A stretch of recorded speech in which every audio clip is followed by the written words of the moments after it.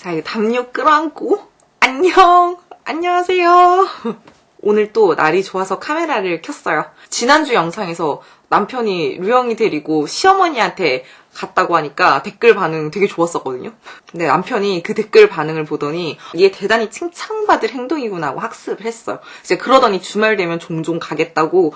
그래서 오늘 또 갔습니다. 이게 다 여러분들의 댓글 덕분에 제가 그냥 얻어 걸린 거지. 감사합니다.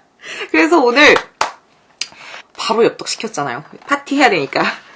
지금 제가 이게 다락방이거든요. 그래서 다락방에 이렇게 해놓은 거라서 지금 조금 여기가 뭘 먹기 좋은 구조는 아니야, 사실. 너무 오랜만이다.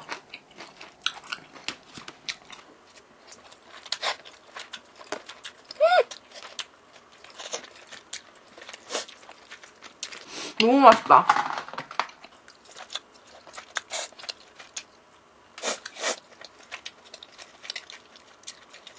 진짜 많이.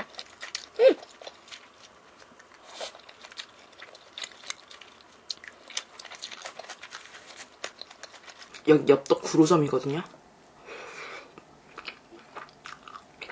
이쪽 동네에서 혹시 구로가 잡히면 무조건 구로로 하세요. 제일 맛있어요.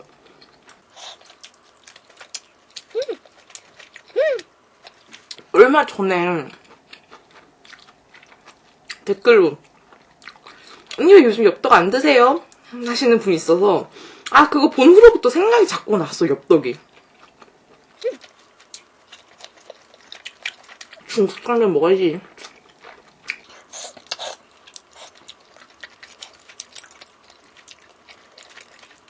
큰일 났다. 나 지금 할 얘기가 너무 많은데 먹느라 시간 다 하겠어. 연료 보충 좀 하고.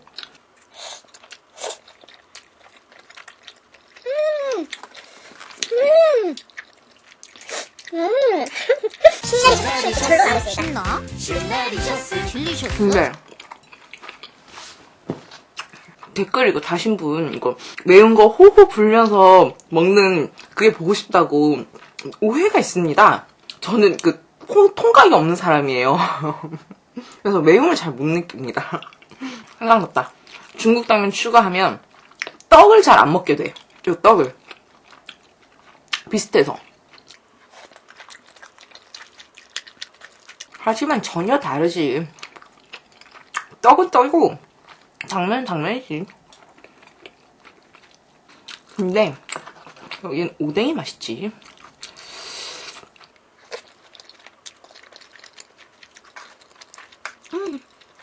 쿨피스 너무 맛있어. 옛날에 쿨피스 진짜 한 1톤은 버린 것 같은데 사과해.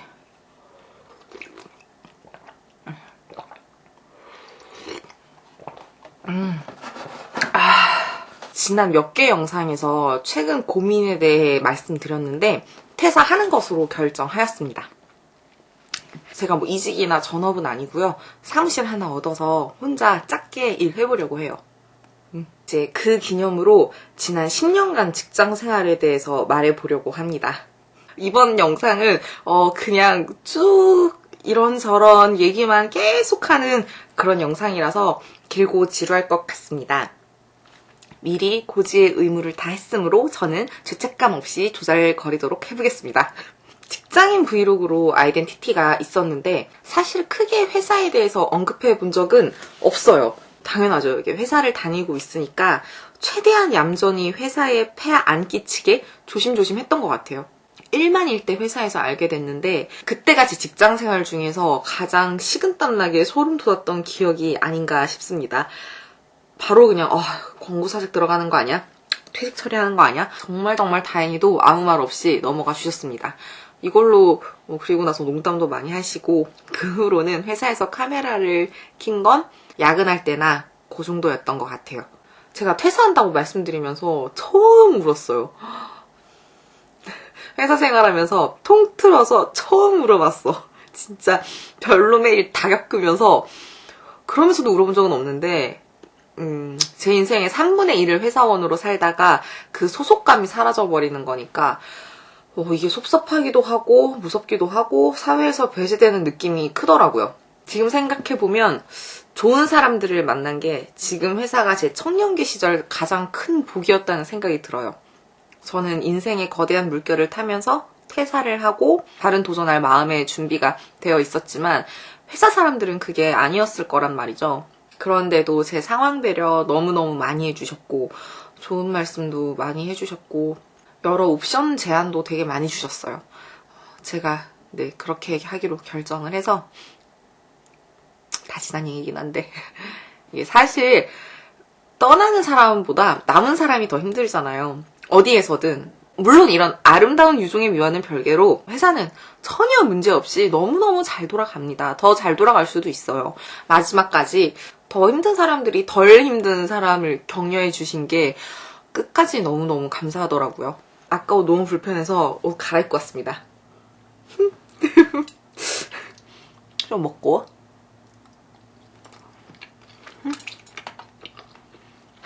좋아. 이제 좀 편하다.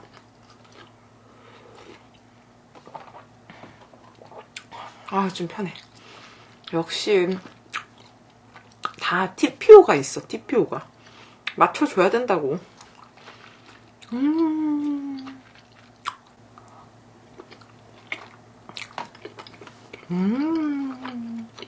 그리고 이제 또 퇴사 확정했으니까 지난 회사 생활에 대한 얘기를 한번 해보려고 해요. 제 나름의 정리이기도 하고 어린 친구들이 제 영상 많이 보시니까요. 첫 번째 회사가 중요했던 게 사회적 인격 형성에 큰 영향을 끼쳐서인 것 같아요. 아무래도 보통 20대라는 어린 나이였으니까 좋은 거든 나쁜 거든 흡수를 쫙쫙 해버리는 거예요. 첫 번째 회사에서 좋았던 점, 나빴던 점을 하나씩 꼽자면 좋았던 건 너무 좋은 사람. 정확히 말하자면 배울 점이 있는 사람을 만나서 좋은 생활 습관을 제 걸로 만들 수 있었어요. 그 친구한테 영향을 엄청 많이 받았어요. 영예의 느낌이 나는 저보다 어린 입사 동기였었는데 참 귀하다라는 말이 너무 잘 어울렸던 친구고 항상 여기 허리랑 어깨를 딱 펴고 꼿꼿하게 앉아있는 모습이 너무 멋있고 닮고 싶고 그랬었습니다. 9시 출근, 6시 퇴근 이랬었는데 항상 1시간 일찍 출근해서 1층 카페에서 책을 읽거나 인강 들으면서 공부하고 사무실 들어올 때는 이제 아침 대용으로 항상 카페를 할 때 딱 그거 하나. 그래서 그렇게 근무를 시작하는 친구. 매일 정확하게 움직이는 그 칸트처럼 움직여. 그러니까 시간을 본인이 완벽하게 컨트롤하면서 사는 거예요.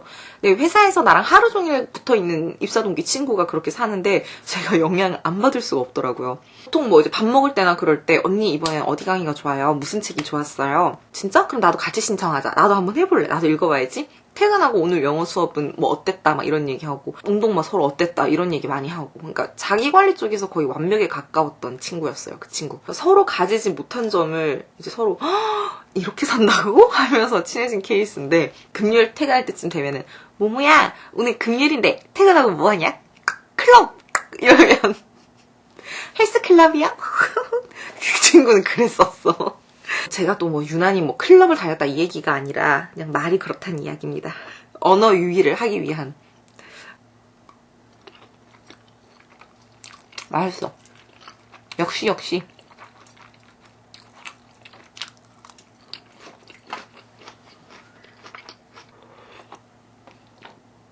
나빴던 점은 저의 경제관념. 참 할 말이 없다 이건. 첫 회사에서 그 긴 기간 동안 돈을 하나도 안 모았어요. 그냥 월급 다 썼어요. 난 이렇게 젊고 못 바꾸고 뭐 내 젊음인데 내가 이러려고 일하는 건데 보복 소비가 말도 못하게 살벌했습니다. 저는 진짜 내일이 없는 것처럼 그러니까 다음 달이 없는 것처럼 살았어요. 진짜 하나도 못 모으고 그냥 카드값 내우기 바쁘고 살 거 다 사고 놀 거 다 놀고 너무 한심했지. 이런 경험 자체가 나빴다는 건 아닌데 딱 맞게 딱 털어 쓰는 게 습관이 되어서 버는 돈이 늘더라도 더 쓰는 거예요. 막 일일이 막 계산하면서 쓰는 게 아닌데 딱 감이 있어. 이 정도까지는 버티겠는데 요 정도면 다음 달에 내가 감당할 수 있을 것 같은 마지노선의 그 카드값. 그러면서 이제 긁어도 되는데 아주 그게 예술이지. 계산 안 합니다. 다 머리로 계산 안 해. 가슴으로 긁는 거지. 버는 거 기술인데 쓰는 게 예술이야. 잘 버는 사람이 잘 모으는 게 절대 아니더라고요. 결국 이게 너무 뻔한 소리고 기본인데 덜 써야 됩니다. 이게 젊을 때 습관이 돼 있어야 돼요.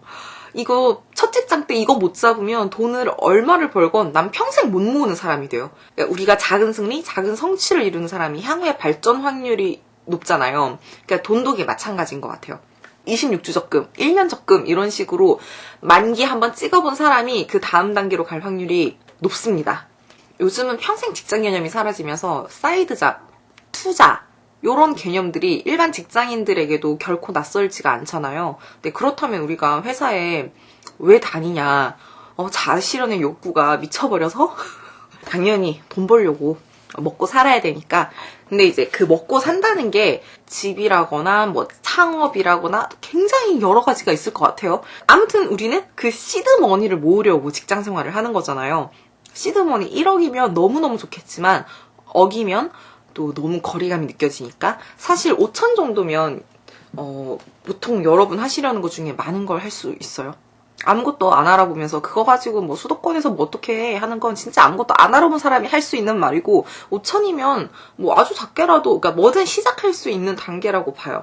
그러니까 회사가 아주 큰 스트레스를 본인에게 안 준다면 조금 더 버텨서 시드머니 1억까지 모으면 제일 좋고 할 수 있는 게 더 많아지니까.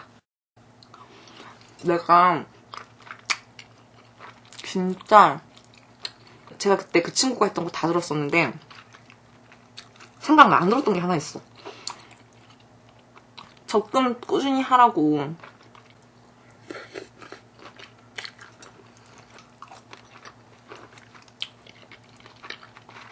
진짜 욜로족처럼 내일 없이 돈 쓰는 게 멋있는 건 줄 알았어.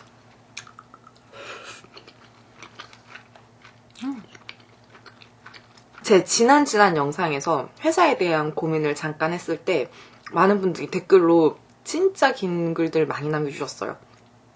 감사합니다. 도움이 많이 됐어요. 참, 이 사회적인 문제가 그대로 반영된 댓글들이고 이게 우리 모두의 문제, 제 문제이기도 하고 그런 상황이죠. 그러니까 엄마가 있어주는 게 좋다. 애 크는 거 잠깐인데 그 후 사회로 돌아갈 자리가 없다.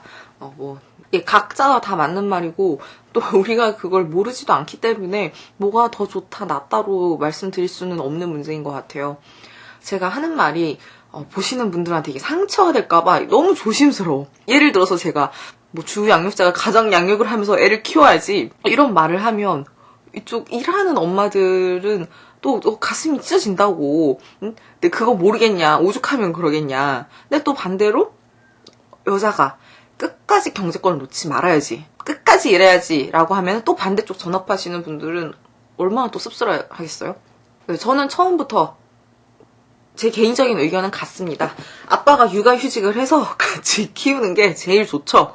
뭐 당연하면서도 너무 이상적인 얘기죠. 이게 제도적으로 문화적으로 쉽지가 않으니까. 아빠 쪽에서 육휴를 쓸 수 있는 회사를 다니고 있고 본인도 육아 참여 같이 하려는 준비가 난 돼 있다.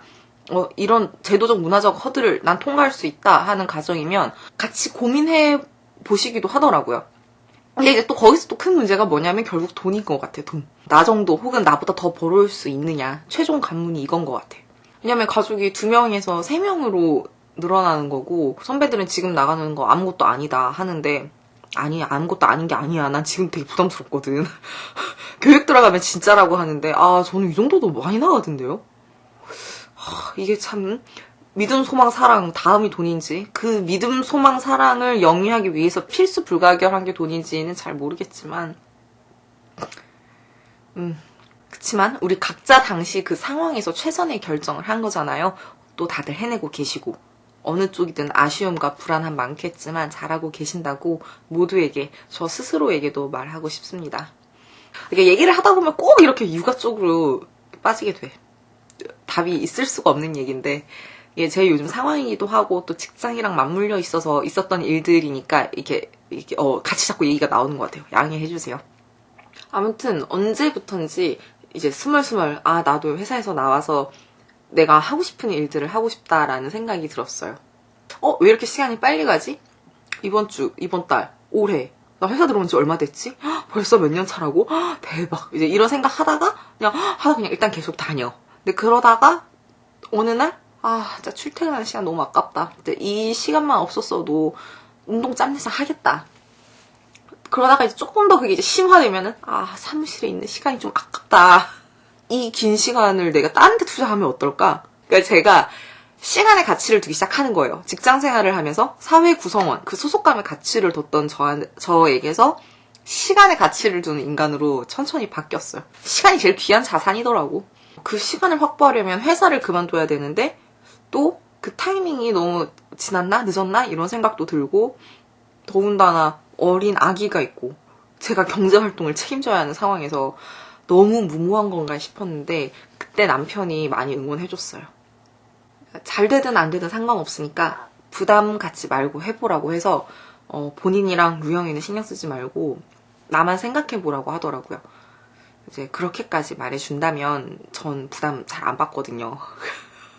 그래서 생각보다는 가벼운 마음으로 퇴사를 하게 되었습니다. 앞으로의 계획은 뭐 스튜디오라고 해야 되나? 그냥 작업실, 조그만한 거, 그냥 그런 거 구할 예정이에요. 거창한 이유는 아니고요. 집에서 일을 못 하겠어요. 집에서 어떻게 일해? 제가 또 어제 또 무슨 일이 있었냐면 애가 막 우는 소리가 들리는데 저 우는 소리 못 듣거든요. 그 노이로제 같은 거 있어요. 약간 이명현상, 막 아무튼 정신을 못 차려요. 제가 멍해져요. 근데 어제 또 제가 되게 바빴었단 말이죠. 근데 이제 애기 우는 소리 이제 계속 들리니까 저도 이제 너무 예민해지면서 가가지고 애 좀 울리지 마 이렇게 되는 거예요. 진짜 또라이 같죠? 네, 남편의 그 뒷모습이 보였어. 근데 남편이 아무 말 안 하고 있다가 저보고 애 좀 보래요. 그리고 안방 들어가서 안 나와. 내가 못 볼 줄 아나 보지? 그래갖고 애를 봤지. 이렇게 몇 시간 지났어. 저 이제 거의 실신 직전이고 왜냐면 애가 막 우는데 얘도 아는 거야. 내가 안는 품도 어색하고 뭘 해도 어색한 거지. 그래가지고 이제 저녁쯤에 이제 저 거실에서 그냥 아무것도 못하고 쓰러져 있으니까 남편이 나와서 애 보는 거 진짜 힘들다고 그렇게 말하면 본인도 섭섭하고 본인도 이제 예민하다 그렇게 얘기가 됐는데 맞는 말인 것 같아. 생각해보니까 난 그동안 잠깐씩 그냥 일하다가 뭐 거실 나와서 예쁘다 예뻐 그냥 이렇게만 할 줄만 알았지. 그러니까 예뻐할 줄만 아는 거지. 아직도 너무 많이 부족한 거죠. 그러니까 아무튼 제 말은 주 양육자 말에 토달지 말라는 거. 내가 이거는 엄마로서 아빠로서 얘기해줘야겠다. 참으세요. 이제 그럼에도 불구하고 이거 진짜 안 되겠다. 이거 참으세요. 직접 해결할 거 아니면 돈을 쥐어주면서 말씀을 하시던가. 어제 저한테 하는 소리입니다. 애 키우면서 좀 어른이 되는 것 같아요. 저도 좀 많이 느껴요. 여물 줄 아는 어른이 돼야 되는 것 같아요. 올해는 좀 그러려고요. 그래서 사무실을 2월에 구해야 되나 하고 있는데 근데 이것도 애매한 게 3월에 제주도 한 달 살기 하러 저희 가거든요. 예약을 했어요. 그러니까 그 전에 구하면 한 달 공실인데 그럼 그 달 공실인데 월세를 내야 되는데 이제 이런 것들이 저한테는 조금 고민이 됩니다.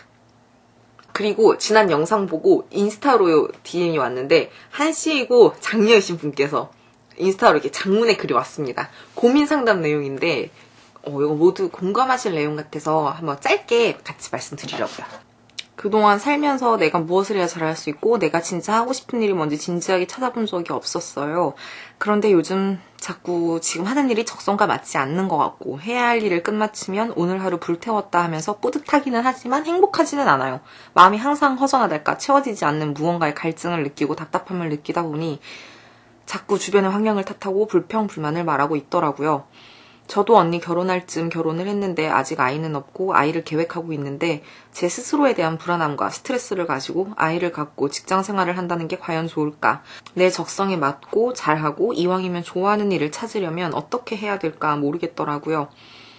언니가 저라면 어떻게 했을까? 언니는 하고 싶은 일을 어떻게 찾게 되었을까? 언제부터 알았을까? 여러모로 궁금해서 주저리 글을 적어봅니다. 이분은 가장 어려운 해야 할 일을 하시는 분이네요. 좋아하는 일, 재밌는 일 말고 해야 하는 일을 뿌듯하게 제대로 하는 분이면 그 오늘 하루 불태웠다는 성취감 뿌듯함 아무나 느낍니까? 그 못 느껴요 잘. 저보다 훨씬 건실하고 성숙하게 잘 생활하고 계시는 것 같은데 저의 또 뻔하고 짧은 생각으로는 내가 무엇을 해야 잘하는 사람인가에 대한 문제는 뭘 다양하게 많이 해보는 수밖에 없는 것 같아요. 그리고 거기에서 딱 한 발자국씩만 더 나가보기. 그러니까 예를 들어서 책을 좋아한다 하면 웹소설을 쓴다, 필사를 한다 이런 식으로 한 발자국씩 더 전혀 생각하지 못한 곳에서 재능을 발견할 확률이 높습니다.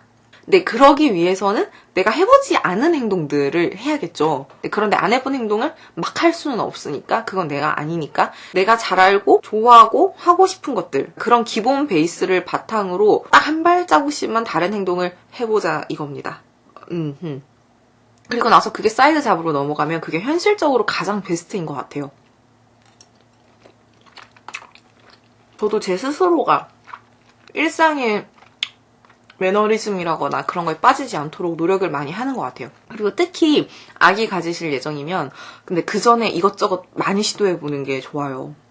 애 가지면 봐봐. 임신기간, 몸조리기간, 신생아 때 그 산모 못 움직이는 거 그거 다 생각하면 거의 1년 6개월은 외부 활동에 많은 제약이 있어서 그 전에 어디든 발 한 번 담궈 보시는 거 추천합니다. 근데도 나 진짜 모르겠다. 나 뭐 글, 그림, 사진, 음악 세상 모든 거에 나 별로 관심 없고 그렇다 하면 그때는 이제 무조건 운동. 재미 붙일 만한 운동이면 제일 좋고요. 인생의 진리입니다. 건강한 왁구, 바른 정신, 건강한 왁구에 바른 정신이 깃듭니다. 운동할 때 아드레날린 제대로 느껴보면 너무 좋죠. 그 느낌 자체가 너무 좋죠. 정신이 바로 잡히면 사람이 긍정적이고 총명해지면서 올바른 판단을 합니다. 그럼 또 하는 족족 다 잘 돼. 이게 운동의 순기능 같아요. 사실 제가 이 운동을 시작해야 되는데 말이죠. 저 이번 거리두기 마무리되면 진짜 할 겁니다. 제가 이렇게 주절거리는 말 중에서 한마디는 건질만한 이야기가 있었으면 좋겠어요. 그저 뜬구름 잡는 이야기는 안 되었길 바랍니다. 요거 엽떡 좀 마저 먹고 이 자유를 조금 더 누리면서 오늘 하루 마무리하도록 하겠습니다. 와, 퇴근 시간 같다. 출근 시간입니다. 오늘은 회사 마지막 출근 날이에요. 계속 재택하다가 마지막에는 그래도 인수인계 겸해서 한번 출근하고 오늘은 마무리입니다. 너무 좀 그렇구만. 정리하고 해야 될 게 너무 많을 것 같아서 시간이 좀 빡빡할 것 같아서 일찍 나왔습니다. 그러면 빨리 가서 잘 마무리했으면 좋겠다.